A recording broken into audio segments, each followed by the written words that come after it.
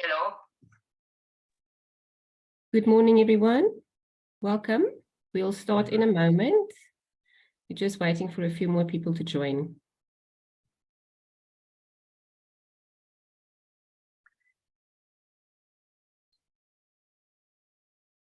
Well, good morning, everybody. I think we'll just get going. A very warm welcome to you from the TSD. I have the privilege today of facilitating this session, and I hope that you will gain some benefit from it.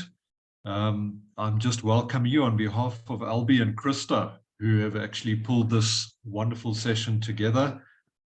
Today, we are focusing on the mega trends in the world in respect of workforce solutions. We're going to be taking a look at innovation, creativity, and a range of other matters, because obviously we find ourselves in an environment that is incredibly volatile and uncertain. And in the context of that, we need to make sure we remain relevant. So, Krista, we can proceed on that basis. I'll be sharing my slides, and colleagues, don't worry if you want to get access to the slides. Krista will be loading them onto the website and sending you the necessary links.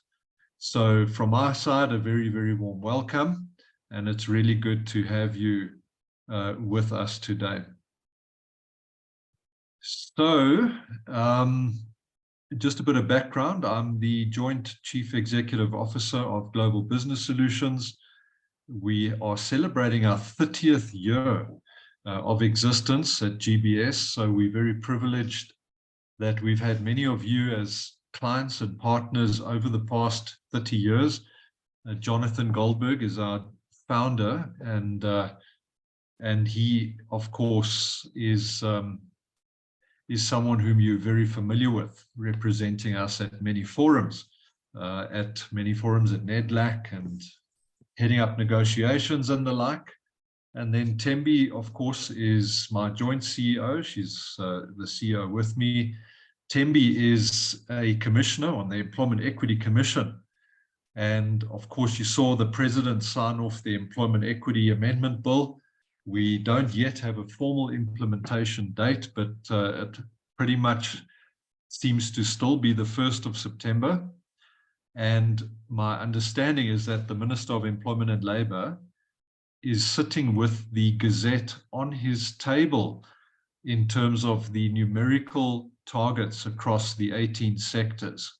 So in the next week, I think you can expect that Gazette to be published.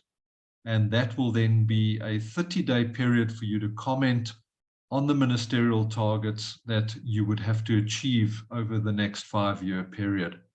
So we are in a very exciting time. I think there's a lot of opportunity, but I also know that if you don't get it right, colleagues, then there are many, many downsides and challenges. So that's really what I'll be talking about today, the human capital and labor relations megatrends for 2023. I was saying to Krista earlier, today's going to be a bit different. I'm not going to be extremely specific. I'm going to talk more broadly around how organizations like you should be approaching your propositions to your stakeholders. I want to use examples from other industries in order to challenge your thinking and to ask you to do a critical analysis of your mindset when it comes to your business proposition, your sustainability of your business, and of course, the opportunity to differentiate and grow your organization. So with that in mind, please feel free to chat in the chat box. I will monitor the chat box. And of course, you're welcome to get hold of me at any point outside of the session if you want to pursue some of these discussions. So stay with me. It's going to be a bit of a different session. And as I say, take the time out. I'd really encourage you to just be mindful. I saw a quote yesterday that said, if you're depressed, you're living in the past. And if you're anxious, you're living too much in the future. We need to live in the present. And of course, it's very, very difficult sometimes, but I'm asking you today, take this time, invest it in yourself, and invest it in strategic thinking around your organization. So I'll be covering mega trends broadly, workforce solution design, and then disruption and well-being. Of course, well-being is a global issue at the moment, and we are seeing more and more legislation coming through in terms of this. But I'm going to look at it in the context of HR and IR strategy, and for you, more in the context of workforce solution design. So, colleagues, the approach that I'm taking today is one of starting off with divergent thinking. I want us to start off by broadening our scope, broadening our minds, and putting behind us our very limiting mindsets and our backgrounds that have fashioned our thinking. So often we get, we get hamstrung and we get barriers before we've even started innovating, before we've even started looking at being more creative, because we look at all the challenges and the reasons as to why we shouldn't do it rather than why we should do it. So we're going to be talking about divergent thinking, cognitive flexibility. In other words, let's take a look and say that if money, if technology, if load shedding, if hazardous biological agents were not a problem, how would we go about creating our proposition? And then once we've got some ideas and we've broadened our thinking, we can then pull it together and say, well, let's now go and do a reality check. All these ideas that we've generated, how do we pull them together and decide which ideas we want to pursue and which ideas we will leave behind? So when we talk about mega trends, you can't go into the mega trend framework without having a divergent view. And remember, colleagues, we learn a lot from businesses that are not in our domains. Just like Henry Ford, he visited an abattoir and he saw these carcasses in the abattoir moving along an automated line. It was like a conveyor belt. And then he suddenly realized that he can structure his factories so that the vehicles are on conveyors, on moving lines, so that the employees don't have to walk around and waste time. So we've got a lot to learn from other industries, even if they're not the same as ours. Let's be open to learning.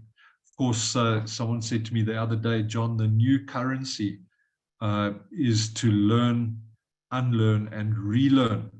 And that is a very, very scarce commodity, because by their very nature, people are reluctant to learn new things.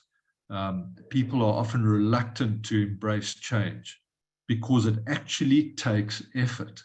It actually takes time to put aside and to go and learn. It's much easier to stay in the busyness of the day. It's much easier to have a tick list. It's much easier to just immerse ourselves in the world we used to, but it actually takes a lot of courage and effort to move beyond that and to go and say, well, I'm going to sacrifice. I want to stretch my mind. I want to go out of my comfort zone.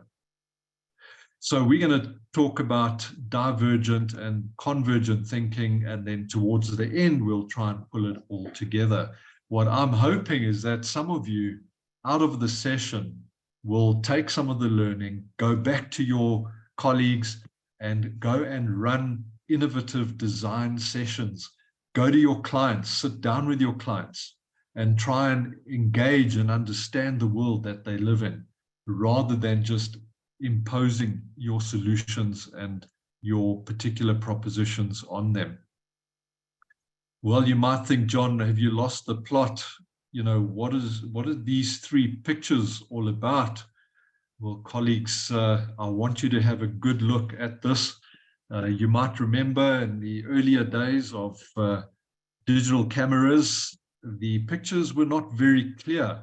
On the far right, you see a very pixelated photograph, which then over time became clearer. And of course, right now anything is possible. The clarity of the digital image is just so incredible. And as technology progresses, we are just going to get unbelievable visual images and clarity that we've never experienced before.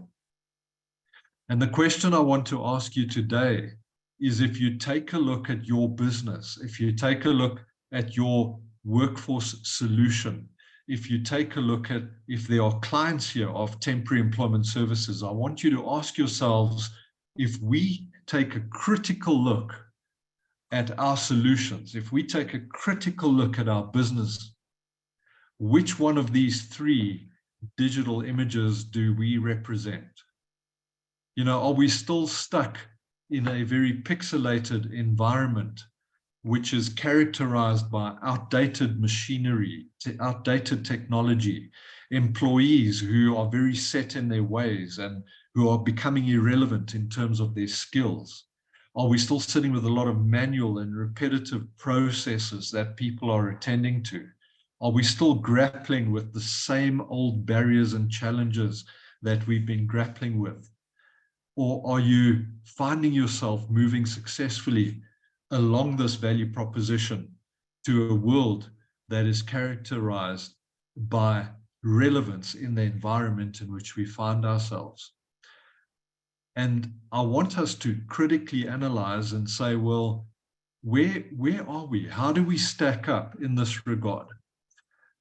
You know, an analogy that I love using is, of course, the Blockbuster, Netflix, and Disney Plus analogy now, where, you know, there was a time when Blockbuster for decades Blockbuster for many decades managed to be a successful organization. They were operationally efficient. They were the go-to. You'd go and hire your videos and you'd return them the following day. But there were a lot of challenges because they were very internally focused, were Blockbuster. If you remember, you would go, there were 3 or 4 copies of Top Gun. They were all pre-booked, so you left with faulty towers or shucks, hot full. So you'd leave with a video that you didn't even want in the first place. Then the following day you'd arrive and maybe you were late and you'd get fined for bringing your video back late. And if it wasn't rewound, well, of course, then you were in big trouble. So Blockbuster were incredibly efficient. They had incredibly good internal systems and structures, but they were absolutely not empathetic and client-centric. They didn't really immerse themselves in the world of the client. Then on the other hand, of course, you get the other extreme. So you then get the organization that's extremely client-centric. They want you to binge watch. They want you to have access to millions of and thousands, hundreds of thousands of movies and documentaries and series. And they want to give it to you in the comfort of your home, and they don't fine you, and you can cancel your subscription every month if you don't have the money to pay for it. So you've got these two worlds, the one in which an organization is incredibly successful for decades, but suddenly, when they are not the only option, they immediately find themselves out of business. They liquidate, they're no longer around because people have seen different options. And this might illustrate what I'm trying to say to you more clearly. Once you've seen something, colleagues, you cannot unsee it. I guess that's why many times we're told that our eyes are the windows of our soul, because once you've exposed yourself to something and you've seen it, it's hard to unsee it. You can't unsee it. So once you have seen a digital photograph of such clarity and such meaning, it's very, very hard to go back to an old digital camera which doesn't give you the same levels of customer service, of quality, and of cost. And that's really what I want to talk about today. This is the foundation of my discussion today, is how secure are you as an organization? How secure are your value propositions in a world that is changing so dramatically and so quickly? If we use other analogies, of course, we can take a look at Kodak and Nokia. Now, let's take a look at Nokia. Colleagues, Nokia failed after having enjoyed dominance in the marketplace for many, many years. And when you go and look at the studies and the research about Nokia, they give you these types of reasons, 6 reasons why Nokia failed after enjoying unrivaled dominance. And if you read it, colleagues, it says that Nokia failed to take advantage of the Android bandwagon. In other words, Nokia was stubborn. Samsung launched its Android-based range of phones, but Nokia didn't think that Android was an advancement, and Nokia carried on doing what it did. It had its QWERTY keyboard structures, and it believed that people would not accept touchscreen phones. And I've seen many videos. There's a beautiful video, if you want to write it down. It's a video by a lady called Trisha Wang. And Trisha Wang spoke and did a TED talk. And Trisha was someone who advised Nokia in 2007. And Trisha went to Nokia. She's called an ethnographer. And an ethnographer, colleagues, is someone who studies human behavior. And Trisha Wang was walking around coffee shops in China and India and internet cafes. And Trisha was observing the human behavior. She was observing people's use of smartphones. And she realized that Nokia were in huge trouble because the behavior of the customer, the behavior of the consumer was changing rapidly. And Trisha actually went to Nokia and warned them of this. And Nokia said to them, thank you for coming, but we're not interested because our figures, our numbers tell us we are doing very, very well. And they basically shunned her. So what did Nokia do? If you look at these 6 reasons for failure, they resisted the smartphone evolution. In your world, in the staffing environment, I suppose you could say there could be an inherent resistance to other forms of proposition and delivery of solutions because you are very structured. Your current systems, are favorable to a certain proposition. Your current cost structures mean you need certain margins. Your current labor laws mean that you need to follow certain procedures. So you might find that there's this internal resistance to evolution. Also, colleagues, Nokia's failed marketing strategies. They'd lost touch with their consumers. They were moving too slow. Look at point 4. They were moving too slowly with the industry because they were in a comfort zone. All their numbers seemed to be stacking up. They were still growing, but remember, numbers are historical representations of growth. Numbers are lagging indicators. Behavior of consumers are leading indicators, and they didn't bother about that. Nokia was also arrogant. They overestimated their strength. They said, you know what, we have got market share, we are strong, people won't necessarily undermine us to that extent. And then the final one, they lacked innovation. They lacked innovation in their products. And on the right-hand side, colleagues, you can see exactly what happened with Nokia's market share. Nokia's market share dramatically declined from over 50% in Q1 of 2007, and Nokia's market share has been declining ever since in terms of this blue graph. Then you get Samsung in the red, and then the Apple market share in the green.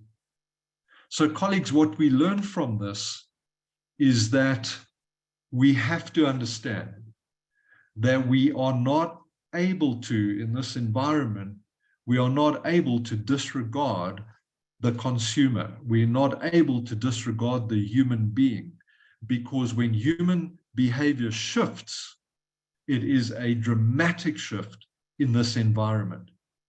To the extent that companies like Kodak, Blockbuster, Musica, even Ster-Kinekor, and all those case studies, they were around for decades. But suddenly when the market started shifting, they didn't have an answer. But what's interesting is there were other organizations facing exactly the same environments who have survived and thrived. So when people tell me, well, Kodak bombed out because of technology and change in technology, I say to them, I don't agree with you, because Samsung also faced that technology. Nokia didn't bomb out because they've got different consumers. No, they bombed out because Samsung was able to understand the consumer and to design a product and a service offering which was appropriate and meaningful to them. So we have to stop blaming, and we've got to stop being victims of the environment, and we need to say, well, how do we optimize these opportunities? How do we move forward in this regard? So in my experience, colleagues, if I really have to take a look at the framework within which innovation, sustainability, and creativity takes place, I've come to the conclusion that you need to have two equally important dimensions in your organizations. On the left-hand side, you need to be operationally excellent. There's absolutely no doubt that your organization's systems, policies, procedures, and processes are excellent. There is no room for a lack of that. We need to ensure, colleagues, that our knowledge and our skills in our organizations are up to date. We need to ensure that we are good managers. In other words, we need to take charge of our resources. We need to ensure our employees are delivering. We need to manage. We need to instruct. We need to guide. We need to instruct and control and make sure that the tasks get done. And we need to have a strategy. But on its own, that is not sufficient.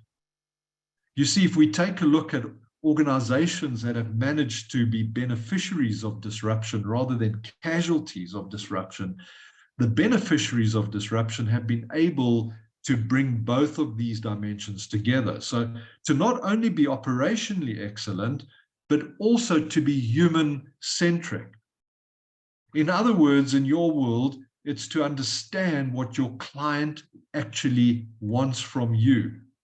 It's to understand the client's pain points before you go and just tell the client what they need. Human centricity means that your temporary assignees, your associates, your contractors, whatever you call your temporary workers, human centricity means that you've got a connection with them, that they are valued equally as with your client and with your own employees. And later on, we're going to talk about mental well-being and the impact that that's having on productivity levels and just generally on economic growth. So yes, operational excellence is critical, but not at the cost of ignoring the human component.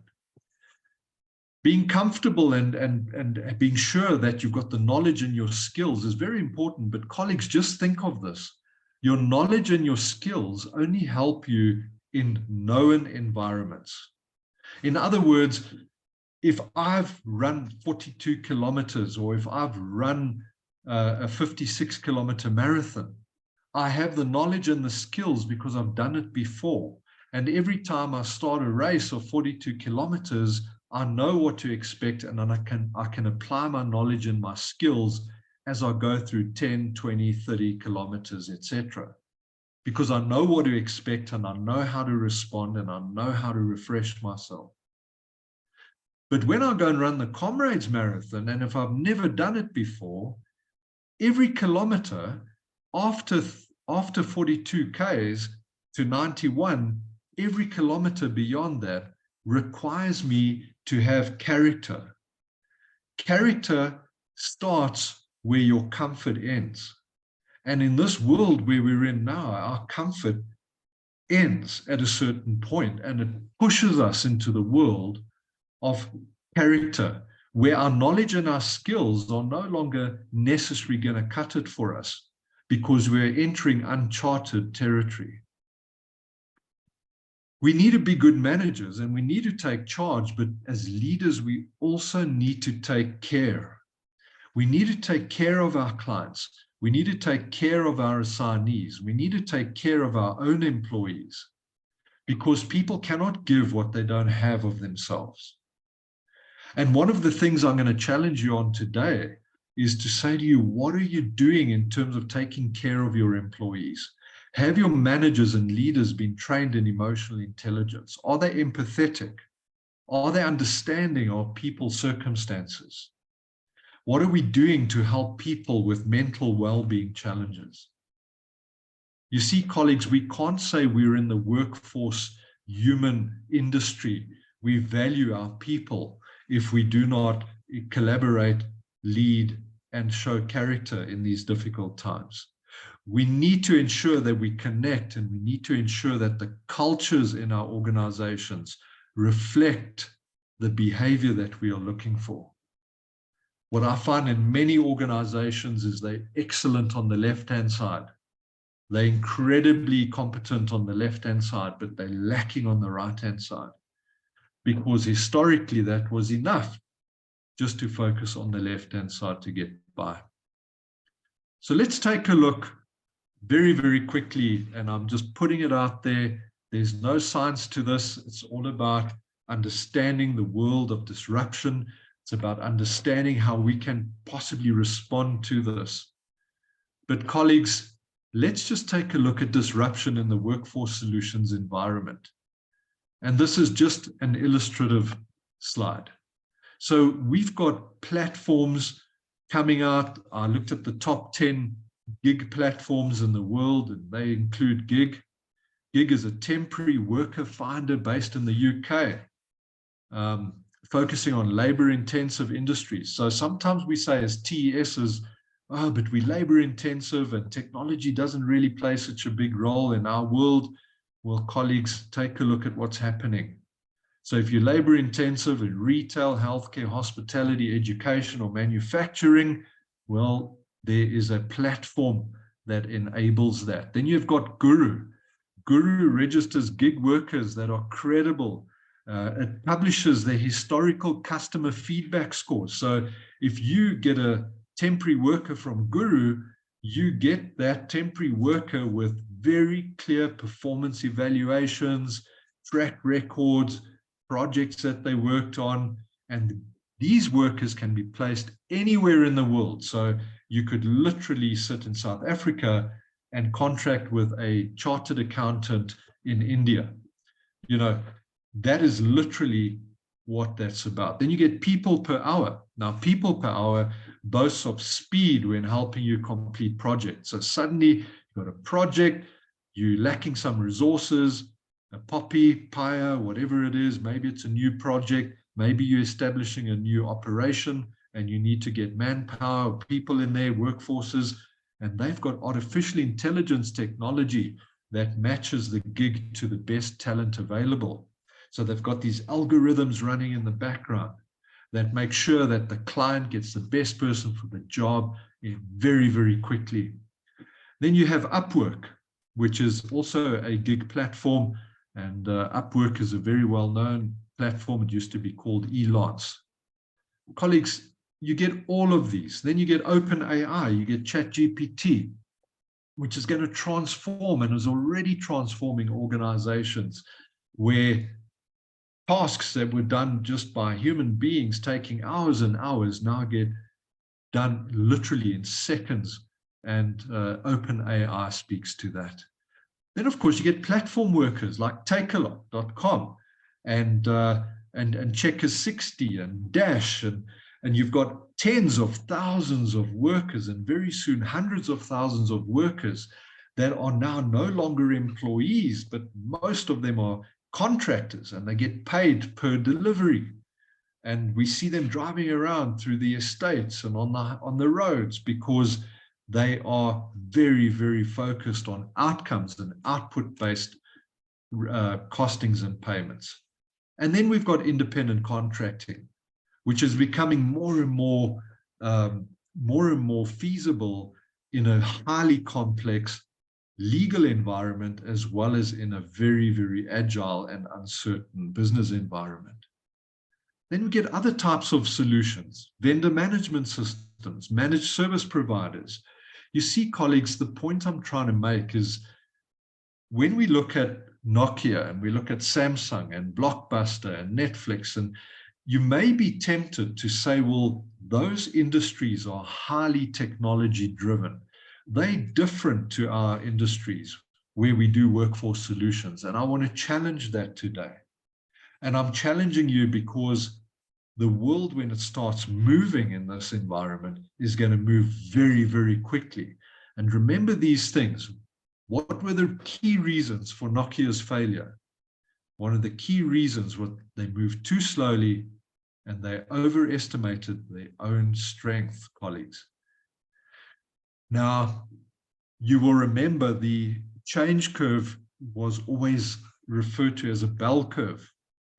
So, you know, when people looked at change, you'd have your innovators, your early adopters, your early majority, your late majority, and your laggards. So change historically was a bell curve. What we see happening now in markets is that we talk about the shark fin curve. In other words, when change kicks in, colleagues, it happens very, very, very, very quickly. Just take a look at the shark fin curve and how quickly things change in our world. Okay?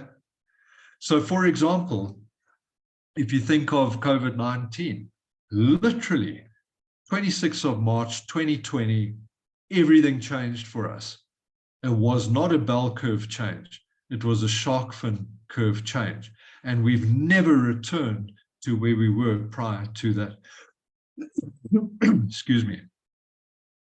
What about a cyber attack on your organization? We see Transnet Ports Authority, where suddenly a cyber attack immobilized the ports literally overnight. And for a week or two, the ports literally couldn't operate. That is a shark fin curve change. If you look at people migrating from one platform to the next, for example, from SMS to WhatsApp, and then from WhatsApp to Telegram, when the change takes place, it happens incredibly quickly. And this is what I'm worried about in the staffing environment, colleagues. I'm worried that the staffing environment are approaching the volatile, uncertain, complex world we live in as a bell curve. I'm worried that workforce solutions providers are saying, well, we'll change, but it's going to be structured and it's going to be a rhythmic change. And I'm concerned, if I look at what's happening, that they're going to get left behind in terms of some of the innovations that are taking place.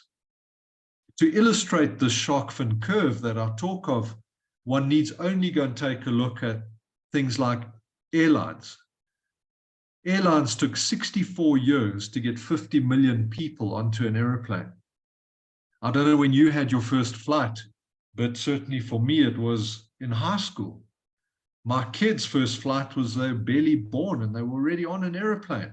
But it took 64 years to get 50 million people onto an airplane. But 19 days to get 50 million people onto Pokemon Go. So therein lies the shark fin curve change.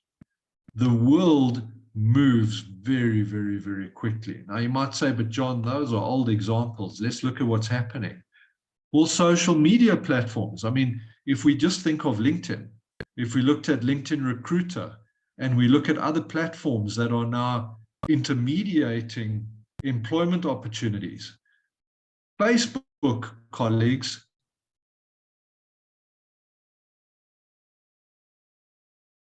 took 8.7 years to get 100 million monthly active users. Facebook took 8.7 years to get 100 million monthly active users. And TikTok took 5.1 years. So TikTok literally shaved 3 years off the Facebook rate of change. More recently, we have ChatGPT. How are these numbers, colleagues? ChatGPT. It took Netflix 3.5 years to get to 1 million users.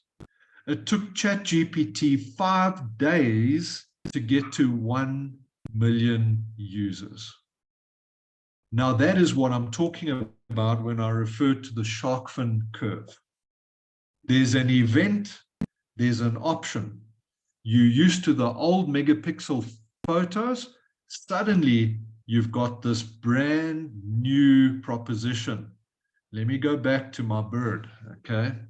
So what happens is suddenly there's a proposition that is absolutely client-centric. It's clear, it's efficient, it's cost-effective, it's transmissible, it's portable, and I can share it, as opposed to what I am currently using. And that's why I said, once you have seen ChatGPT, it's very, very hard to go back to a normal search engine. That's why Google will disappear in 2 years from now. Because when you Google something, you get 4 or 5 things they sponsored. Then you look at the options below that and you choose one of the options that you think are the best. ChatGPT goes to the internet of everything and gives you the best. And it gives it to you in a format that you necessarily only need to go and modify and tamper with in order to get the final product. So you might say, but John, how does this fit in to the world of staffing solutions? And I've already articulated my concern that staffing solutions, in my mind, especially in South Africa, are following the old bell curve transition rather than the shark fin curve. So let's take a look at the World Employment Confederation, the WEC. Now, the World Employment Confederation is the apex body for all the world's, all the countries, all the geographies in the world, temporary and private employment agencies. So the World Employment Confederation pulled together statistics from all geographies across the world, including South Africa. And the World Employment Confederation have identified these 5 primary, let's call it, staffing solution propositions. The first one is agency work. In South African language, that refers to the temporary employment services environment. So one of the channels of delivery is TS, the triangular employment relationship, which we've become so accustomed to in South Africa with the amendments to the LRA in 2015, with Section 198 of the LRA. So agency work is very, very much still in the mix, and it is a proposition. Then you get your managed service providers. In other words, you get clients that would rather go to one organization and say to them, listen, we've got certain outputs, but we don't want to manage and control that. We want to pay for output. Won't you stand in that gap? You become the intermediary that manages the resources to generate the outputs. So these managed service providers are then aggregators of services of providers below them to develop an output to the ultimate client. And managed service providers take primary responsibility for the contingent workforces below them. Okay.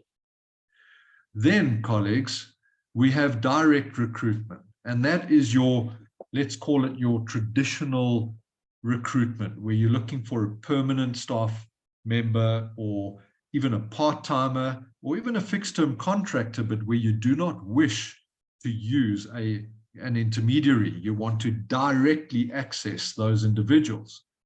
And that's why there's so many platforms coming up like Upwork and Elance and what was the other one that I referred to, Gig and Guru and People Per Hour. So organizations, some clients don't want to go through an intermediary. Even for a temporary worker, they would rather go directly to the source. So they now have access to these massive databases across the world with incredibly good information and algorithms that assist them in contracting directly with those resources. Yesterday, I was with a multinational, and they were telling me how they were really struggling with permanent recruitment. They're in a specialist industry, and they've got relatively high staff turnover, and they are struggling to keep up with the recruitment demands. And not only recruitment demands, but also in the context of employment equity, where your race, gender, and disability mix is now incredibly important in the context of the Employment Equity Amendment Act. So some organizations are realizing they are not capable, they do not have the skills, the knowledge, and the systems of recruiting their permanent staff timeously, cost effectively, and getting the best skills. So what they do is they'll enter into an RPO agreement with a staffing service solutions provider, and this service solutions provider has an in-sourced recruitment division where the outsourced provider then takes care of scraping the internet, using the platforms, collaborating, and bringing a pool of candidates that are available and are best in breed for that organization. So recruitment process outsourcing for me is a wonderful, wonderful opportunity for organizations to have a much better recruitment methodology going forward. Okay. And then the final one that the World Employment Confederation identifies, career management. And that's really where you enable people's careers from cradle to grave, in a manner of speaking, where you look at outplacement services, you look at career path management, you look at intermediating people between industries and between sectors. So it's very, very focused on the individual candidate and managing their careers. So colleagues, just very briefly, if you really wanted to get a cluster view of some of the channels and the value propositions in the staffing solutions environment, well, this is how they are articulated globally. Okay. And I think maybe just a time for reflection and to say, in your organization, what percentage of your revenue, if you're a staffing solutions provider, what percentage of your revenue comes from each one of these propositions? You know, are you mainly a TES, or are you a hybrid, or do you integrate these services for clients where you do outplacement and temporary work and direct recruitment? And how are your systems configured? And what are your pricing structures? And are you agile in this context? So really just a useful classification tool. So what is happening globally in terms of those models of staffing? Well, colleagues, you can see over here, temporary employment services or agency work still represent the lion's share, okay, probably around 57% of all the revenue across the world. 57%, more than half of all the revenue in the staffing industry comes from the temporary employment service proposition. Now, I can tell you it used to be a lot higher. It's still high, but it used to be a lot higher. What has happened is other solutions have been starting to muscle in and become more and more prominent, taking part of the proportionate share of the solution out of TS. So TS will always be a key proposition, but we now have managed service providers coming in and taking a big part of the pie. Direct recruitment, colleagues, and when I talk direct, I'm not just talking perm, traditional perm, I'm talking platform-based direct recruitment of permanent, fixed-term, part-time gig workers and the human cloud. So direct recruitment is growing, then managed service providers with TESs as the fulfillment partners taking up 15% of the revenue globally. So already what we're seeing here is we're seeing a move in terms of the options available. And behind each one of these options, there are new technologies. There's artificial intelligence. There's virtual reality developing. There's different forms of cloud computing and big data analytics that are developing. So what we see on the screen looks very flat and very simple, but behind this, there are huge innovations taking place that will continue to drive a change in the mix of these solutions in the eyes of clients and in the eyes of service providers. So what we see on the screen, I guess, colleagues, you could say, in my mind, is the blockbuster view of the staffing solutions industry. You know, I believe that what we see on the screen now is going to be fundamentally disrupted in a shark fin curve over the next 5 years. That is my personal view. And it doesn't mean that these are going to disappear. But what I mean is they're going to change in terms of proportionality. There are going to be new models coming through. And the underpinning technologies and the underpinning value adds and the data analytics and the efficiencies and the cost structures are going to result in some companies becoming obsolete. So the margins that are being charged now, in 3 to 5 years from now, are going to be obsolete. So how are you going to reduce your margins? We already see in your industry clients coming to you and saying, listen, don't think you can come every year and ask for inflationary increases on your temporary wages. All of our suppliers are being asked, how are you going to give us less cost? So you need to go back to the drawing board and you need to go and start redesigning your proposition, because clients want cost efficiency, quality, and customer-centric solutions. That is the challenge, colleagues, that we face. And if you cannot meet those requirements, you're going to have a challenge. Of course, the other dynamic when we talk about mega trends in the staffing solutions environment, we see these curves. Now, this covers the United States and Europe, but don't worry about that. Look at the trends. These graphs very clearly show how your agency work, in other words, your temporary employment service levels, mirror your GDP. So your economic growth, take a look at the purple line here. This purple line, okay, is the European economic growth since 2009. Okay, so you see the purple line is the growth of the economy. And then this green line is the agency work growth and decline in agency work hours. So what am I saying? I'm saying a number of things. I'm saying, firstly, temporary employment services are invaluable to organizations. They're invaluable to clients. Even though they're one of a range of options that clients have, they are incredibly important because they mirror the revenue trends and the economic growth trends. We know in South Africa, we're probably going to have 0% economic growth and probably negative growth this year. So temporary employment services allow their clients to adapt their revenue cycles and their costs very, very effectively. And this is simply why permanent employment has shrunk over the last decade or two, because organizations with old mindsets have realized that in this environment, you cannot have fixed costs.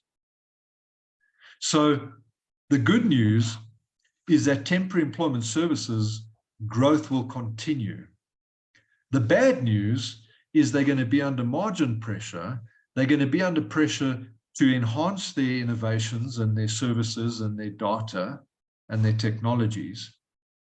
But the bad news also for them is that if the economic growth in South Africa drops off, well, then the TES headcount by its very nature will drop. Which means if you're going to grow as a TES, you're going to have to differentiate yourself compared to your competitors. And of course, there's huge competition in terms of our environment currently in South Africa. If we take a look at the sectors that use temporary employment services the most, we see that it's the services sector. So throughout the world, globally, the services sector would be the primary user of, let's call it, flexible and temporary employment. So it's your banking services, your insurance companies, your business services, etc. So your services industry, huge percentage, and then manufacturing follows closely. So your manufacturing industry that's been experienced so many cyclical challenges, economic challenges, pricing challenges, your manufacturing industry, and then you get your construction and agriculture. So this also just gives you a sense of the focus of the industries. So colleagues, I know it's a bit of a mouthful, but what I'm really trying to do is to encourage you to move and learn from the basis of people that have gone before you, industries that have gone through these processes and either come out being beneficiaries or they've come out being casualties of these processes. Now in South Africa, we have an additional challenge. So if we look at mega trends in South Africa, I want to share with you from a labor law point of view, some of the big ticket items that are coming through this year. Now, this particular slide at the top gives you a sense of what we predicted, what I predicted the year 2023 would hold in terms of labor laws. And that's quarter 1, 2, 3, and 4. So the first thing, of course, is the national minimum wage review. And colleagues, we saw in March this year a 9.6% increase in the national minimum wage. It was more than 2% above inflation. And many organizations have got employees whose wages are regulated by the national minimum wage. In fact, in South Africa, more than 6 million employees, that's more than half of our total workforce, fall within the national minimum wage domain and jurisdiction. So the impact of a 9.6% increase in the national minimum wage is felt throughout the economy. It's felt throughout every supply chain and the consumer. And the question I have to you is, if your clients are coming to you as a TES or as a PERM or as an MSP, and your clients are saying to you, you better make a plan because we cannot keep sustaining these margins. We need to find cost-effective measures. We need to become more intelligent in terms of this. What is your response to the client? Is it just saying, well, you know what, there's a 9.6% increase and, you know, unfortunately, we can't help you in that regard. Then we see, colleagues, this one here, the COIDA Amendment Bill. So the COIDA Amendment Bill has already been signed by the President. And this amendment bill, amongst other things, recognizes mental health and well-being that is occupationally acquired as a specific form of occupational detriment. Let me say it in basic English. The COIDA Act is saying that any occupationally acquired injury or condition, which includes physical injuries as well as mental disorders and mental and intellectual conditions that are workplace related, are defined as falling within the parameters of the COIDA Act. And companies will have to apply for funding from the Workmen's Compensation Commissioner to help rehabilitate and reintegrate employees who have suffered occupational injury or mental conditions before you can dismiss. Now, I'm telling you that simply because in a world of agility, in a world where we've got peaks and troughs and new technologies and social unrest and cybercrimes and hazardous biological agents. In the world that needs absolute agility, laws like this become very, very, very difficult to manage in that environment, because you now have got these additional protocols that need to be addressed as part of the employment relationship. So what am I saying to you, ladies and gentlemen, colleagues? I'm saying to you, understand, there are 5 models that we've been discussing. In some of these models, there's an employer-employee relationship. In some of these models, there is a client-independent contractor relationship.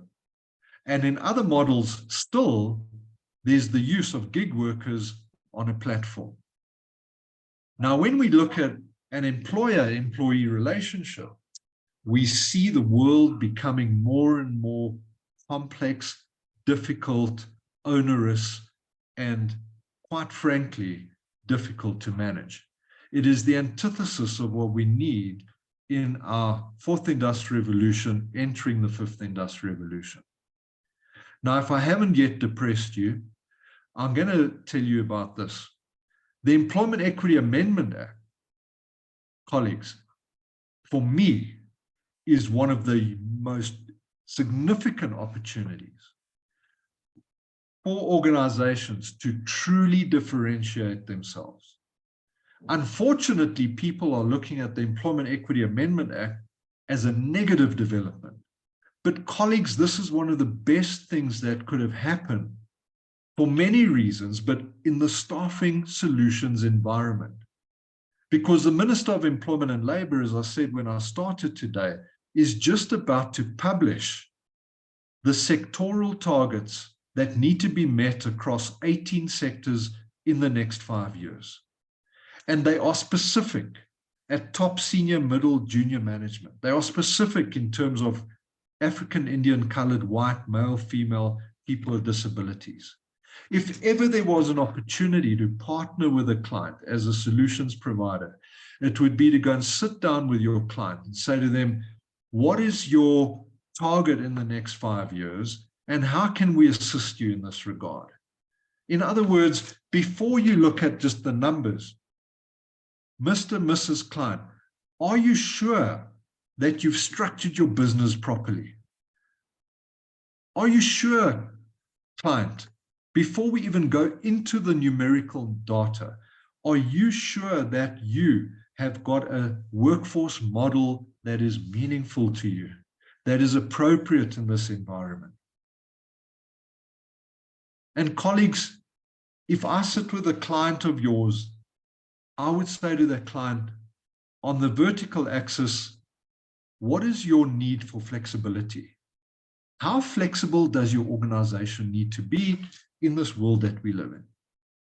And then on the horizontal axis, I would ask the client, what is your propensity for risk? You know, are you risk averse?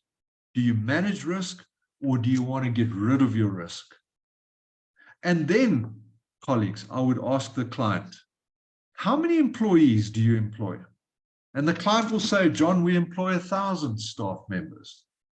And I'll say, okay, how many of them are on your payroll? And they'll say, well, 950 are on my payroll. I'll say, where are the others? No, the others, we just get through the TS. You know, we subcontract 50 of the 1,000. We use TSs. And maybe we use electricians and plumbers and builders when we need them, and, you know, logistics providers, but we heavily weighted on the payroll component. Now, understand this, colleagues. A company that needs talent only has 2 options. You either put them on your payroll or you procure them through third parties. But as soon as you put someone on your payroll as an organization, what happens is the size of your payroll gets bigger and we've spoken about inflation, and we've spoken about the national minimum wage increases, and we've spoken about all these pressures on costs. So when people are on your own payroll, your payroll gets bigger and your headcount gets bigger. And in terms of law in South Africa, so many laws are relative to your headcount and your payroll. So skills levy is 1% of payroll, UIF is 1% of payroll, BE skills spend is 6% of your leviable payroll. People with disabilities is 2% of your headcount. People on learnerships is a percentage of your headcount. So if you take a look at this, to take individuals onto your permanent or direct payroll, colleagues, in a manner that is disproportionate to the world we live in is disaster.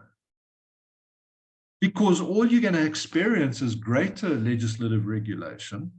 In other words, you're going to have high risk and low flexibility. And every time there's a change, you're going to follow Section 189 and you're going to retrench and retrench and retrench and pay severance and have strikes, etc.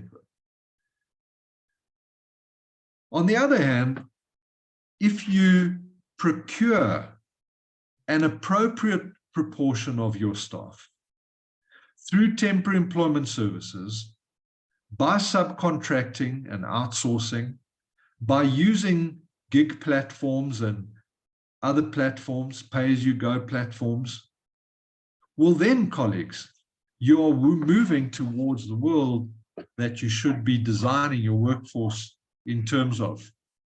Because in the procurement domain, if you procure services from a transformed solutions provider, it drives your BE scorecard. It gives you a 30, 40, or 60-day debtors day payment window. So the cost of money is less. You got more cash flow.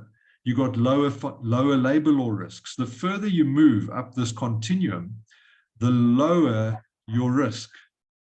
The further you move up this continuum, the more flexibility you can enjoy as an organization. And what astounds me, and I'm going to be very, very, very frank and transparent about this, but colleagues, I'm going to be very direct. I cannot understand why the average company in South Africa still has all its eggs in this basket over here. It is an absolute mystery to me. And it reflects in the company's performance ultimately and in their sustainability. So really just to again link this back to our discussions and to say, well, not only we as temporary employment services and perm agency providers and MSPs, it's not only us that need to transform our thinking, we need to challenge our clients as well. And we need to start becoming specific, and we need to go to our clients and say, you know what, we want to partner with you. If you stick with most of your employees in your payroll, then this is the financial repercussion, this is the transformational repercussion, and this is the legislative risk repercussion. But then you need to illustrate that if the organization uses these other options, the impact and the measured impact of that is very, very different. Now, of course, when we talk about labor law, ladies and gentlemen, colleagues, we know that the world of the temporary employment service, which is this line over here, the TES world combines client, TES, and joint liability. So if you look at the various laws, down the left-hand column, the law will determine who's liable for certain breaches of labor law. So for example, if we take a look at the Employment Equity Act, Chapter 3, the client has to report on temporary workers that have been placed more than 3 months and the TS for less than 3 months. If we take a look at the Skills Development Act, the client doesn't have any involvement there because the TS pays the levy over. So the TS is liable. When it comes to bargaining council agreements and BCA and sectoral determinations, there's joint and several liability. When it comes to UIF, COIDA, and SDL, the TS is liable. So you see the benefit, and that's why I say here, if you move up this continuum, your legislative risk for the user decreases. When you use independent contractors as a company, your legislative risk is virtually zero because the independent contractor becomes the responsible party. The buck stops there. And I personally believe that one of the things that's going to be happening going forward, when we look at this distribution of revenue, I personally believe that the MSP and the independent contracting components are going to grow because it's in those areas that companies not only enjoy ultimate flexibility, but absolutely low levels of labor law liability. And you can also drive harder bargains in terms of margins and costs in terms of service provision. So colleagues, you might say, but John, how do we go about this now? You've convinced us. You've convinced us that we need to change our mindsets. You've convinced us that we need to lift our heads and we need to stand back and we need to really take the time to innovate and to be creative and to partner with our clients. We need to get out of the task of the day and we need to start sitting with our clients and building sticky and meaningful relationships. And let's work towards a better megapixel photo of the solution. So the analogy, colleagues, that I wanted to use now is we go now into the phase 2 of the mega trends is now how are organizations, how are leading businesses approaching this need to innovate, to be ahead of the curve, and to ensure relevance. The best analogy that I come across is this smartphone over here. Now, I remember doing work with Altron about 15 years ago, and Robbie Fenter, who was the CEO at that point, he said to me, he said, John, we as Altron know what is coming. We know there's going to be the ultimate convergence of technology. So he said to me, your camera, your alarm, your videos, your books, your diary, your emails, Life 360, ChatGPT. He said to me that all of this is going to be ultimately converged on one device. And he said that because he was someone who was client-centric. He said, because that's what the indications are that the consumer wants. But what Robbie Fenter couldn't tell me is what the final product would look like. 20 years ago, 15 years ago, we couldn't say with certainty that this particular image is where we're heading and we need to get there with certainty. No. What we knew is that we had a whole range of devices. We had a whole range of technologies. We had a whole range of applications that were independent, but we knew that they would ultimately converge into an application and a device that would be ultimately client-centric and user-centric. And that, colleagues, for me is the mindset that we need to adopt in the staffing industry. We need to say to ourselves, we've got PERM, we've got TES, we've got MSP, we've got vendor management systems, we've got gig platforms, we've got Yes for Youth, we've got ETI, we've got skills levies. You know, we've got all of these components in the world of work. And what we need to do is we need to take the necessary steps to innovate so that we end up with this proposition, which once a client has seen this, will not want to see anything else. And they'll want to stick with you because you've demonstrated the ability to be a beneficiary of change rather than a casualty of change. So I hope, colleagues, that it's making sense. So on a lighter note, this is how people get it wrong. Often we've got a problem, and then we sit and we draft a solution. So, someone comes to you and they say, listen, man, yes, these toilet rolls. If you go to the loo in a public toilet, firstly, it's generally single ply. And then when you try and pull it off the roll, it breaks into thousands of pieces and you can't get going. And then someone will go and sit in their office and design this very, very unuseful toilet that you see on the bottom left. I mean, imagine that as a design. People go and sit in their offices and use their own intellect and their own frames of reference. Look at this fashion art. If you read it really quickly, it doesn't sound like fashion art, right? Then you get these irritating doors that say push, but it's got a pull handle. And even worse, an unfortunate cyclist going into the barrier. And then my personal favorite is this bathroom facility on the bottom right here, where suddenly you realize, well, in a cinema, you really need to get your patrons out of the bathroom so that, after intermission, you can get them back into the theater. So why don't we just put 3 toilets next to each other and people that have other things to do alongside that? And colleagues, this is often what we offer our clients. We sit, we have mutual admiration societies. We believe we know what the client needs.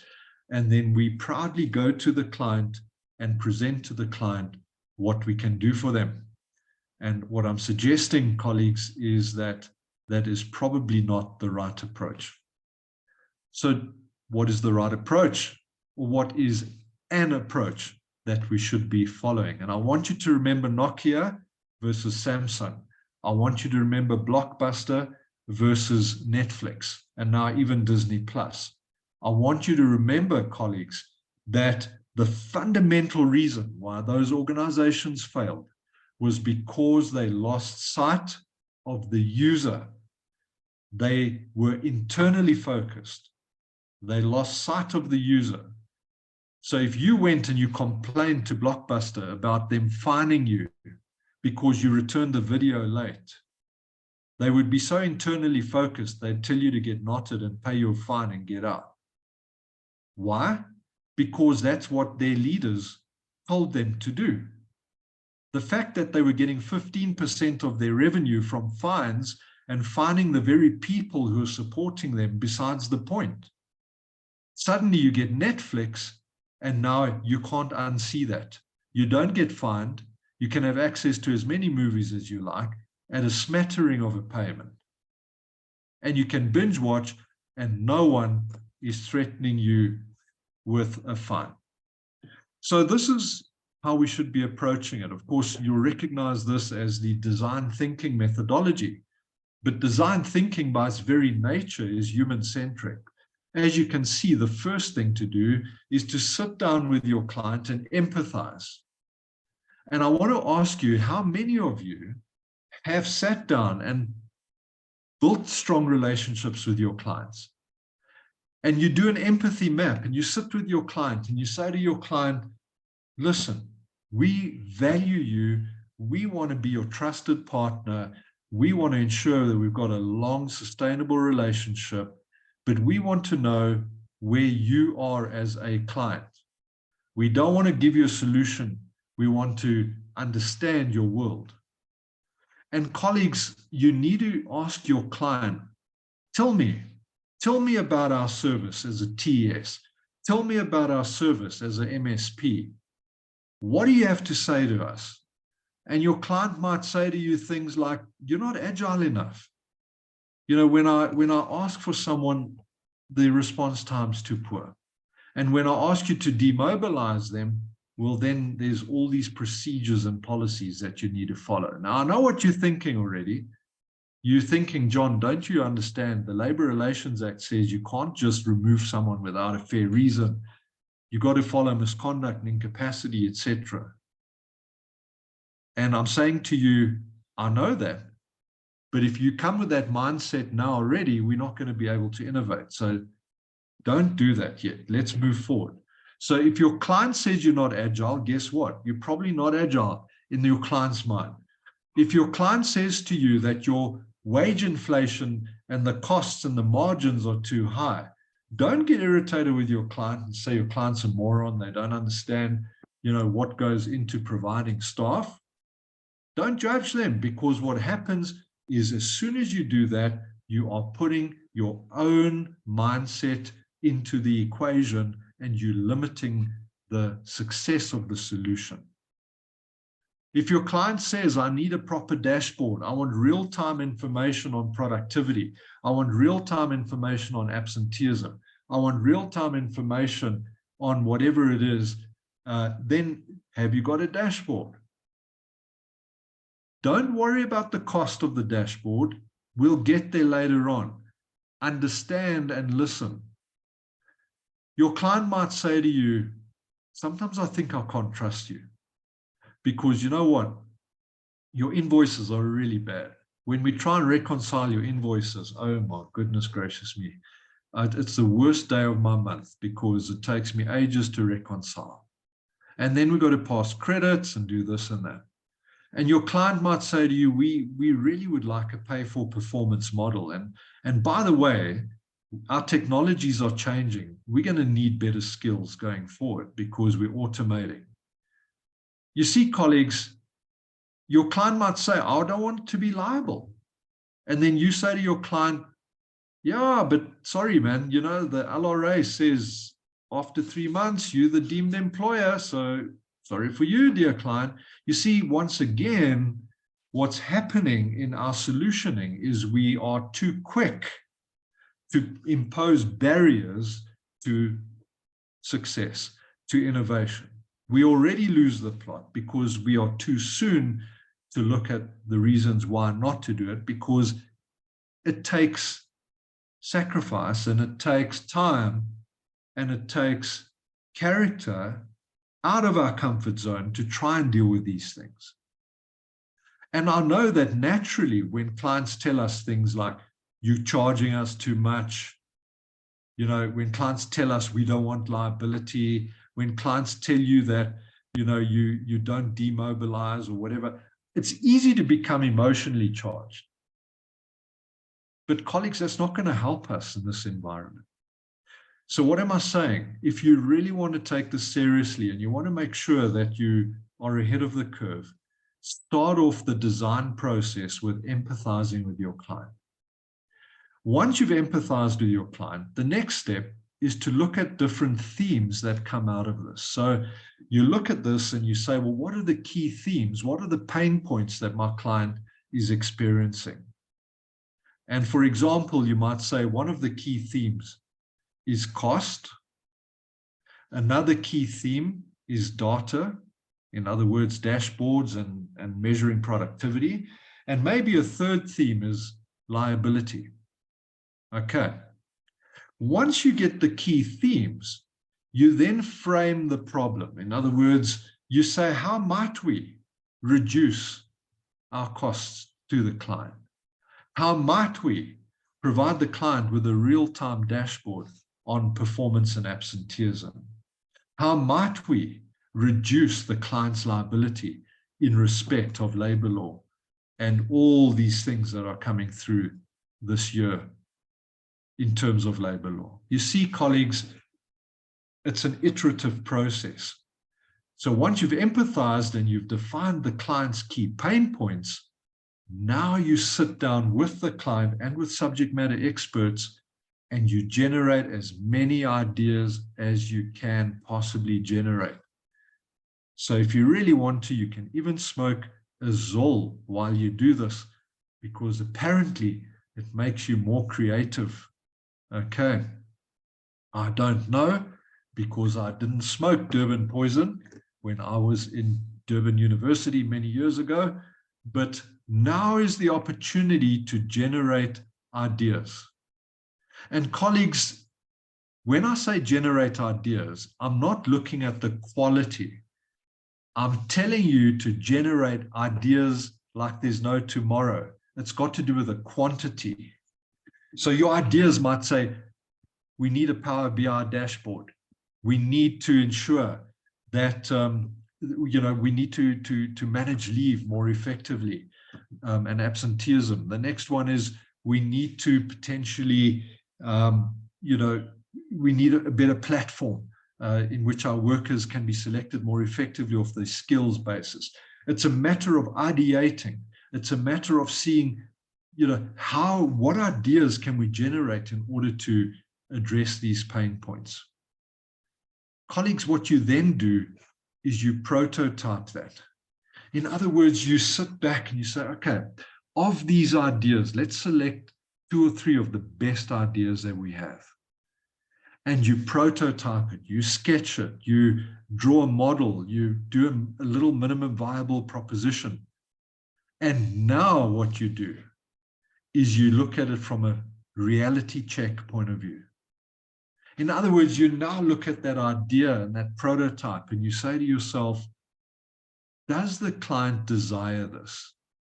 In other words, when I've come up with a design, is it something that the client actually now wants? And who's the best person to ask? The client. So you go to your client with your dashboard and you say, we would like to work towards having this dashboard. It will give us these statistics.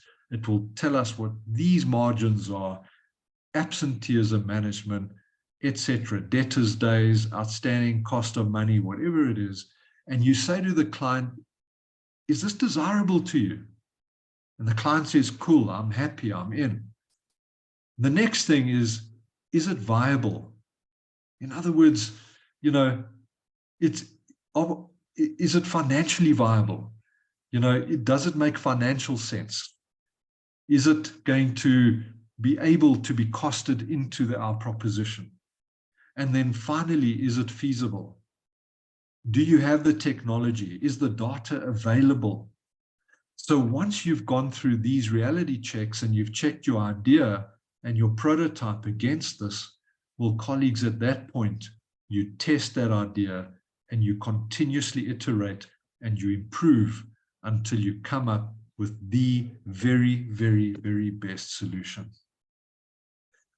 And colleagues, it's exactly through this process that organizations like the ones that I've covered earlier,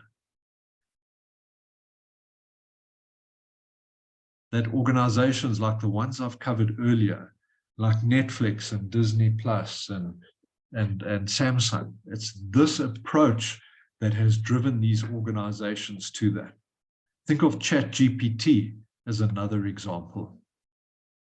So in summary, before we move on to the third and final section, colleagues, is what we've got to understand is when we look at our workforce propositions in the world that we live in and with the trends that we experience, we've got to connect with the human being. We've got to connect with our client. We cannot just focus on task, because you can think that you've got the very, very best proposition, but your client thinks it's shocking. And 0 times 100 is still 0, colleagues. Okay. Or you might spend all your time connecting with the client and not focusing on operational excellence, and you're still going to have a problem. So if you want to generate proper results, if you want to make sure that you've got strong relationships with your client, that you maximize your revenue, that your reputation and your retention with your clients is the best that it can be, well, then you need to follow that connecting process, empathizing, finding out what the client really needs. Okay. So ultimately, it comes down to trust. So your client has to know that you've got the character to step out of your comfort zone, that you show that you care for the client, that you don't just disregard their requests and that you truly entertain it, that you are honest and fair, that you're truly giving your client the best costings, that you're truly giving your client the best value proposition. And then, of course, you need to back it up with your competence. You need to make sure that the skills and the knowledge and experience of your staff, your systems, your processes, and your technologies also back you up. See, some clients trust you because you've shown good character. You've been through strikes with them. You've worked till early hours of the morning on many, many occasions. And they can trust you because you've got great character. But maybe they're questioning whether or not you're truly competent. In other words, are you really staying current? Do you really have the best systems and technologies? Because if the client trusts you for your character, but not for your competence, that's blind trust. And there's going to be a point where your client looks at you and says, you know, John, I really like you, but it's now the end of the line because we've got to go and see the picture with better megapixels. And the other side of the coin is also true. You can't just be operationally efficient without also complementing that with immersing yourself in the life of the client. So here's another analogy. Let me ask you this question. When you do your strategic planning every year, right? Do you just look at the obvious? So if you look at your strategic objectives and your strategic plans and your projects that you're currently busy with, is it just improving what already exists? So the analogy is, in the Second World War, an aeroplane goes into the combat zone, the aeroplane gets shot to pieces, but still makes it back to the base camp. So what do the engineers do? They reinforce the areas that took most of the bullets, because they say, well, now these planes will really get back to base because look, this plane made it back. And if we just reinforce the wings here and there, then they're going to be even stronger than before. Now, they're not wrong, colleagues, because by improving that, they're definitely going to get more benefit. But what they're missing out on is they're missing out on the planes that didn't make it back to base camp. And if they found those aeroplanes, they would realize that they didn't make them back to base camp because they didn't have proper protection on the engines, on the props, or on the smaller parts of the fuselage, or where the weaponry is on the back end. And again, my question to you today, are you just doing more of the same? Or are you truly looking at innovation, differentiation, and creativity? Because it's only when you combine these that you really move the dial. So if you aren't doing that, you might recognize that these are some of the reasons why you feel you might be behind the curve. You're in denial because, like with Nokia, you've grown double digits over the last few years. It seems to you that everything's fine. The financials aren't too bad. Yes, your margin's under pressure. Your debtors' days are up, but you're in denial. Or maybe you're over-rationalizing it. No, we could never indemnify the client from labor law because, you know, the act is the act. You know, we can never take insurances because this is uninsurable. You see, we rationalize this, and by virtue of that, we're actually speaking ourselves out of a solution and out of a differentiator. We often apportion blame. So we say this environment around us is just unbelievable. How can we operate in this environment? And I know many of us feel like that, colleagues. So I'm not empathizing, but I'm saying it's not what happens to you that matters, but how you interpret and respond to that. I have a client who is a huge security firm. And one of their biggest challenges when I was facilitating their strategy session, one of their biggest challenges was as soon as there is level 6 load shedding, in particular level 6, their control rooms just light up because people's alarms go off because of the batteries. And now what happens is in the control room, every single alarm has to be responded to. So it's a phone call to each household. And if you can't get hold of the people who live there, you've got to dispatch a vehicle to that person's house. Can you imagine the inefficiencies resulting from load shedding and people's alarms going off? And when I was talking to them, I was challenging them, and I said to them, you are wasting so much money and resources. It's tires of the vehicles, it's more services, it's more man hours and hours of work, it's more accidents, it's disgruntled customers that are saying you're not responding enough. I said, there's got to be a way around this. And the initial response was, John, please, with great respect, we've been in this industry for like 40 years. If there was a solution, we would have found it by now. And I can tell you, colleagues, we went through a 2-day iteration in which we followed exactly this process. And I took them as a strategic leadership team, their top 30 people. And I took them through this process, and you will not believe what came out the other end. It was an unbelievable solution to the issue around alarms and load shedding. And they came to me afterwards and they said, John, we would never have believed that this would be a possible solution. And they are right now busy prototyping and testing that with some of their clients, and hopefully they will continue to grow as they have done over the last 30 years. But if you start from the beginning and say, oh, no, we've been there, it's not going to work, well, then, colleagues, we've got a challenge. And I've been guilty of it as well. I've been taken to so many clients of TESs to explain to the clients why they cannot be indemnified from certain risks, rather than saying, how do we work this out in a manner that is innovative and still meets your needs? So, colleagues, it's a very, very exciting opportunity, but it does require focus, it requires creativity, it requires people who are prepared to stretch their minds. One of the reasons people don't go in this direction, of course, is because change involves emotional resistance. Now, I don't know if any of you have ever been cut off by a taxi whilst you're driving on the highway, or perhaps someone took your parking spot, your favorite parking spot, or maybe even at home, a visitor sat in your favorite chair.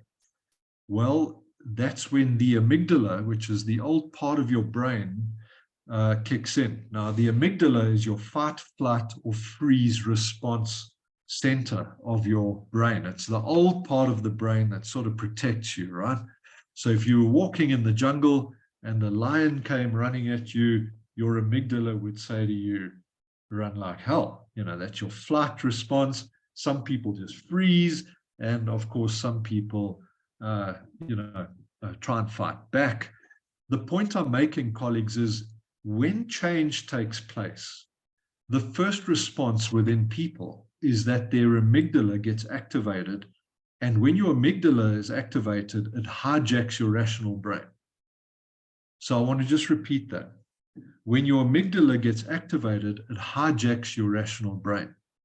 So when a taxi pulls in front of you, you just lose it. And you want to lose it because your nerve signals, your impulses have gone to your amygdala before they go to your higher cortex. And that is why people say, don't react, but respond. Just wait for 10 seconds or half a minute and then make a decision as to what you want to do so that your neural impulses can actually be processed by your rational brain. And the reason I've put this into today's session is that organizations are failing to innovate, they're failing to empathize because it requires of them change. It requires of them to get out of their comfort zone. So when you sit them down, if a client comes to you and says to you, you better cut your margin by 3% or else we're going somewhere else, you see, the first thing that happens is there's shock and denial. And I've seen this happen firsthand. A client calls you in and sits you down, and the financial director says to you, you know what, we're going to shop around because you guys are just milking us. It's just unbelievable. There are going to be cheaper options and you better come to the party. What happens is your first instinct is to think, is this client like, can they not understand the cost of money? Can they not understand all the processes and the systems and the staff that we need and the attorneys to litigate at the CCMA? It's shock and denial. And then after the shock, you get angry. And you think, goodness, what do we need to do, to convince these people? And then it's depression. Like, how are we going to get through this? How are we going to meet our budgets? What if we lose this client? Because clients are also struggling. You see, colleagues, these first 4 stages are characterized by emotions. And that's characterized by the amygdala hijack. And when you are under highly stressed emotional environments and you are not thinking rationally and logically, you are not in a position to innovate and be creative because you are caught in the system and in the noise of the day. What we need to do is we need to have a human-centric approach so that we, rather than blaming people, we care for them. So we say to the client, we fully understand where you're coming from. Can you give us better insight into this? Can we do a collaborative engagement to try and understand where we can save money? What are the options? Maybe earlier payment terms, maybe this, maybe that, maybe a better dashboard, maybe performance management. But colleagues, we need to be very, very aware that we need to get out of this highly charged emotional state that we're in. I did a bit of research because we're looking more and more into wellness as a legislative requirement. And if we look at the top 10 leading disorders across the world, colleagues, the leading disorders are neuropsychiatric disorders. In other words, the world that we live in, digitization, natural disasters, social unrest. I mean, I looked at a video, my wife sent me a video this morning where there's a person being interviewed and is talking about what the consequences of a total blackout would be. And you may have seen the video, but this person's talking about you won't be able to fill your vehicle, groceries won't get to the destinations because of the lack of connectivity. You're not going to be able to do banking. Water will not be able to be made available, etc., etc. And you just look at this and you think, oh my goodness, this environment is where your amygdala starts becoming very, very active because you start worrying, you become anxious. And in that environment, you're not able to think clearly and to make proper decisions. But what we need to do is to build very strong, trusting environments. In other words, we need to say, we are with you. We may not be able to avoid it, but we've got your back. And that's an important part. And strong relationships are built. So if we can come through change and we can get to this part here where it says, let's restore and reorganize. Let's build new relationships. Let's build on our strengths and look at new innovative patterns and build hope and a future into this. Colleagues, that's where your relationship with your client vests. And the importance of this, as I said, is the number one disorder is a neuropsychiatric disorder. Your staff members, your employees, your temporary workers, your clients, the clients that you talk to every day are part of this population.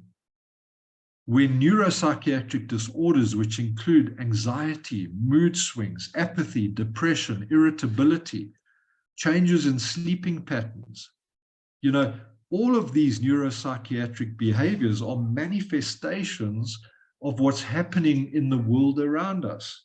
When we talk about mega trends, we're talking about disruptors that have got an impact on us as human beings.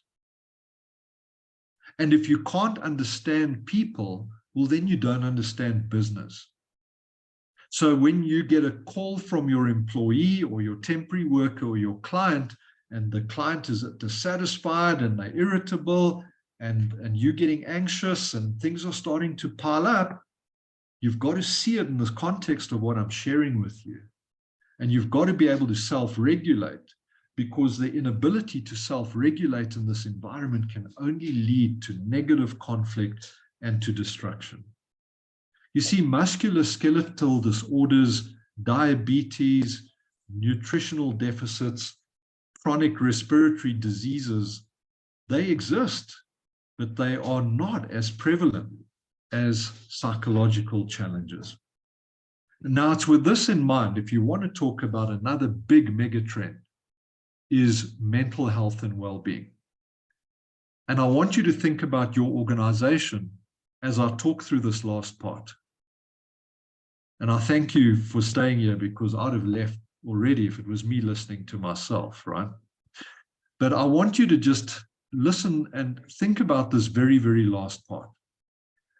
The World Health Organization, colleagues, in recognizing the massive impact that the world of disruption has had on individuals and human beings, the World Health Organization has said that they are issuing a guide to employers in terms of managing mental health at the workplace. And look at what the World Health Organization says, and this is literally verbatim. The World Health Organization has highlighted the central role of toxic cultures, how workplaces amplify any outside issues that people have, turning them into mental ill health through feelings of inequality, discrimination, and bullying. In other words, workplace culture matters, and employers need to face up to their role in making them. So the World Health Organization is saying people have got so many challenges in their private lives.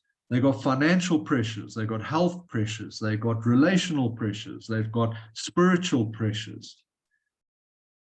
And they've got all these pressures because of disruption around us. And the World Health Organization is saying, do me a favor, when people get to work, don't make it worse for these individuals. Don't have a toxic work culture. In other words, they're saying, don't look at that person as an individual who you just give tasks to and tell them to get down to the work of the day. Show those people that you can empathize and you understand what they're going through. Because if you don't first do that, they stay in the world of the amygdala and the emotions, and they never get into the work of the day. So toxic workplaces are being highlighted and legislated, colleagues. So the World Health Organization is calling on the ILO and on countries who are members of the ILO to put laws in place to make it a compulsory requirement. And here are 12 steps that the World Health Organization are giving. And they're telling employers, look at these 12 steps, integrate them into your workforce proposition to make sure that you are addressing mental health issues. You see, mental well-being, colleagues, or well-being holistically, includes fulfillment at work, work-life balance, financial security, your work environment, and your mental and physical health, and interpersonal relationships. And we need to be connected to our staff. Not only for that, but look at this research that was done. There's an award that gets given to organizations that have got specific initiatives around employee wellness. And they looked at the companies that were issued with the awards and companies that are really looking after their employee well-being. And those companies outperformed other companies by a huge margin. In other words, wellness drives productivity, which drives creativity and innovation, and ultimately drives sustainability. Now, organizations that do not address these issues have got 4 key types of disorder that emerge and then have to be dealt with through labor relations processes, incapacity due to ill health, and so on and so forth. So if you look at the research done, the 4 big manifestations of workplaces that have got low levels of emotional intelligence, where their leaders and their managers have not been trained in not only managing, but also leading and caring for their staff, what we find is depression. A much greater prevalence of depression, anxiety disorders, substance dependencies and addictions, and ADHD. These are the 4 most common manifestations of the psychology or psychological manifestations and intellectual disorders, if you want to call it that, that manifest. And the impact of this is huge across the world. In fact, in many countries, it contributes up to 4.2% of the GDP, of the economic growth of the country, that is lost as a result. South Africa has been ranked as the highest geography in the world in terms of levels of anxiety, stress, and mental disorders, mental health disorders. And I'm raising this, colleagues, because we are so used to talking about the tasks of staffing. It's recruit, select, train, payroll, discipline, performance manage, retain, intermediate, start the process over again. We are so busy with the doing that we are losing out on the connecting side. And by not connecting properly, what's happening is what you see in front of you. And this is why attendance levels. I had a client yesterday at TES who's got an employee who's absent and absent and absent. And then I say, well, why is this person absent? No, this person's looking after their father who's in a wheelchair, and sometimes the carer doesn't arrive for work, or there's no one to look after him, and this employee now can't come to work. You know, those are the types of challenges. Domestic violence, substance abuse, burnout. You see, colleagues, that is, if you want to talk about mega trends, those are mega trends. And surely some part of your design of your proposition has to incorporate how you deal with these types of issues. We almost finished. It's a very interesting model. This is a Dave Ulrich model that was already designed in the 90s, but it's still very, very relevant. So when we talk about our staffing propositions and our solutions in workforce contexts, we must ask ourselves, where do we spend most of our time? If you're a TES, if you're an MSP, if you are a perm recruitment agency, or if you've got technology and digital platforms, the question is, to what extent do you spend your time being strategic partners to your clients? To what extent are you a change agent? In other words, to what extent are you starting to introduce creativity and innovation? To what extent are you starting to take a look at differentiating yourself in ways that you never thought possible? To what extent are you an employee champion? And we've had this debate for many years in our industry, in the TS industry. You know, the client always enjoyed superior ranking, and the temporary assignee not always. And the world we live in now is telling us we better be employee champions, because the repercussions of not having our employees and being champions of our employees are massive. And then obviously we need to underpin that with extremely good administrative experience and expertise. So in a nutshell, colleagues, the contract of employment has got a psychological as well as a written contract. The contract of employment is including more and more laws around psychology. And someone once said to me, they said, but John, do we now have to be psychologists as well? You know, it's hard enough just getting people to do their jobs. Do we now need to be psychologists? Well, it's quite interesting, colleagues, when you look at labor law. Labor law is already legislating that you need to have a psychologically safe environment at work. So if you want to talk about another mega trend, let me take a look very quickly and show you legal requirements to look after the psychological safety of your staff and your managers.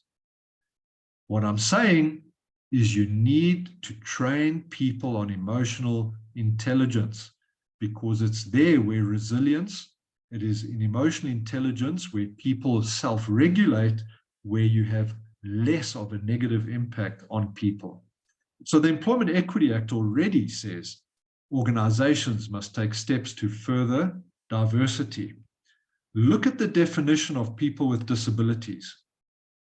If I got fired by Johnny, what I would do is I would start my own disability TES and recruitment company. Look at the definition of people with disabilities.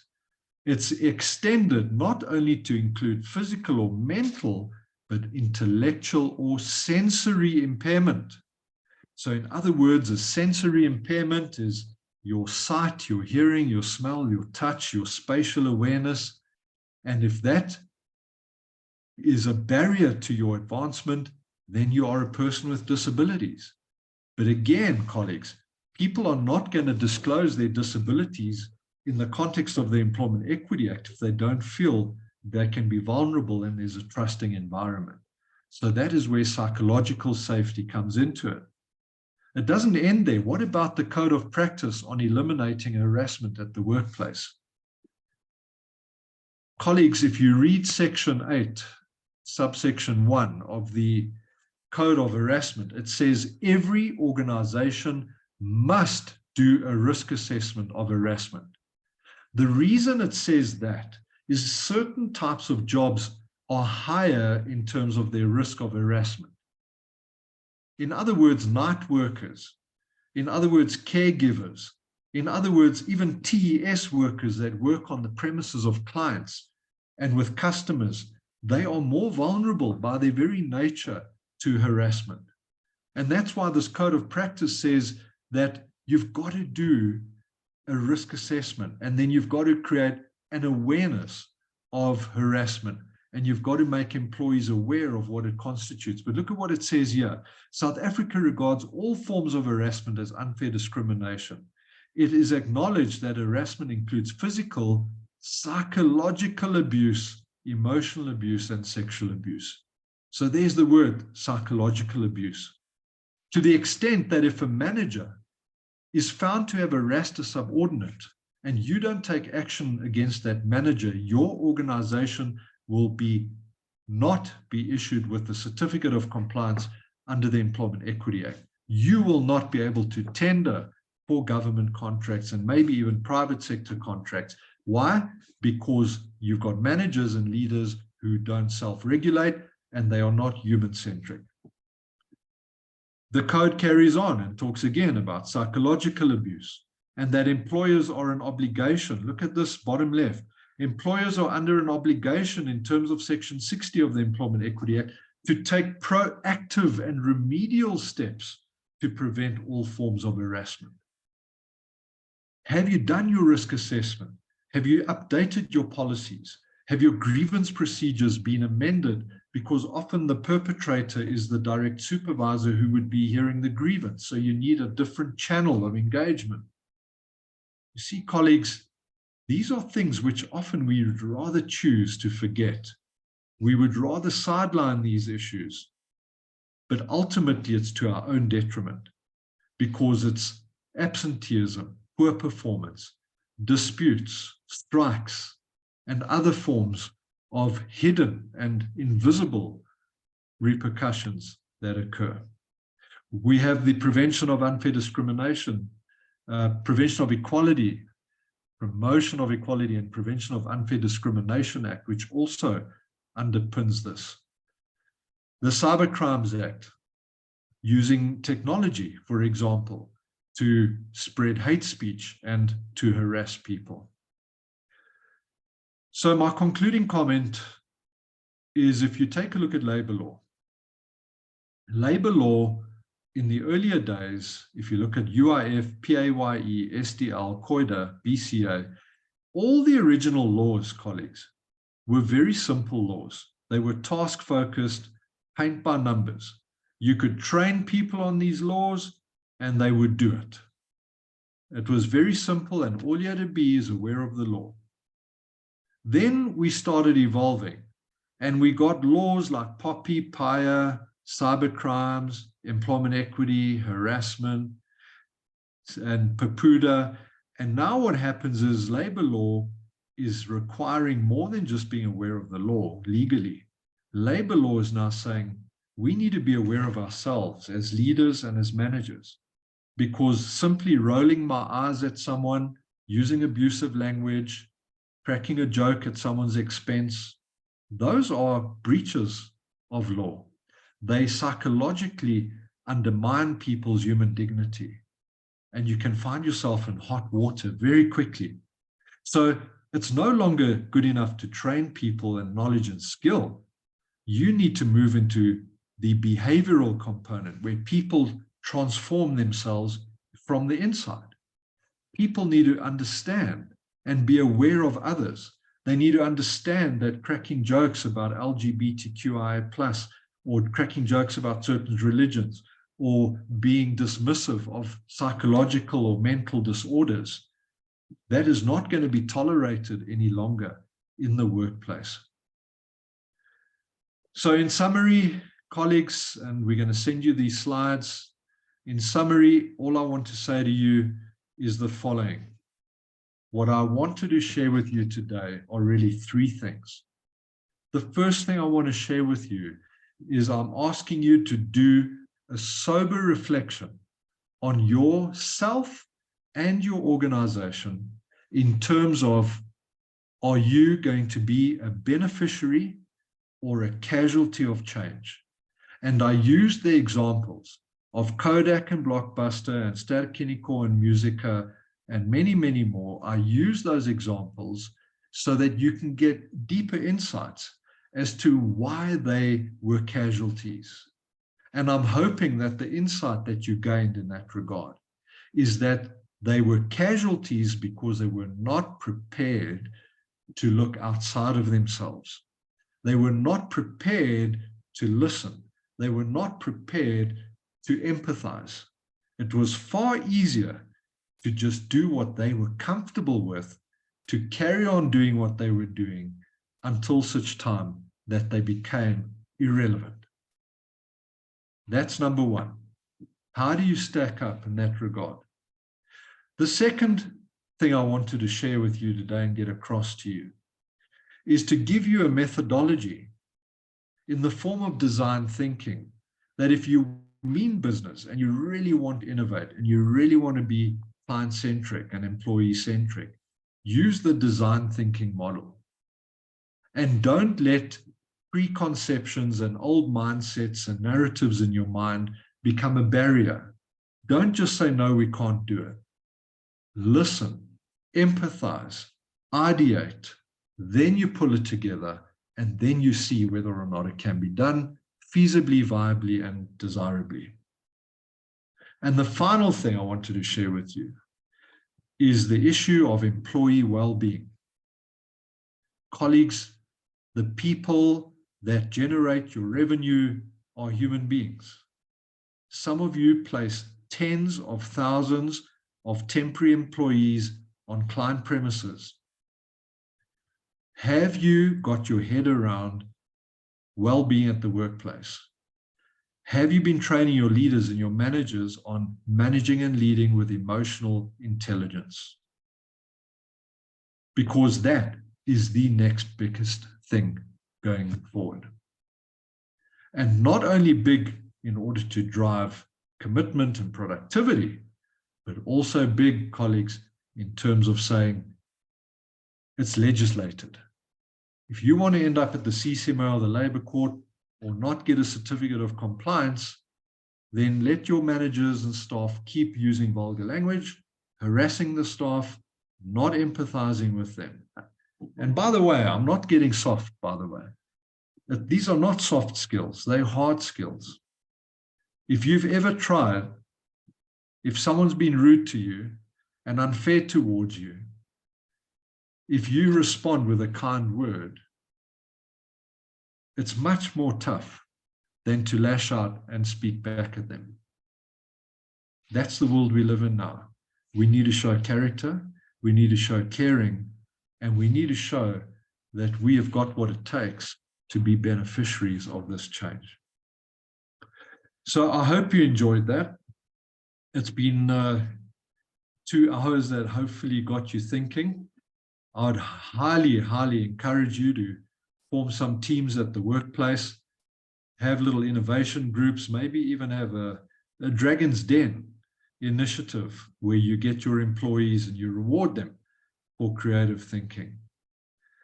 So off the back of that, I'm not sure, Krista, if Albie is with us or not. I see he is on here, but Albie, I'll hand over to you. Failing which, if you are driving, then I could end the session. All right, John, no, I'm not driving. It was just, I've delayed my drive.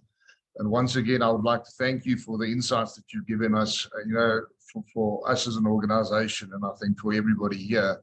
It has certainly awoken my mind to start thinking about how we do things differently, and assuring that we don't do the same old thing and get the same old results.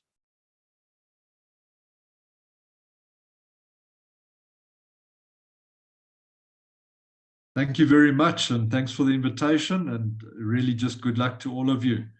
All the best and God bless. Thank you, John. Thank you, John. Thank you.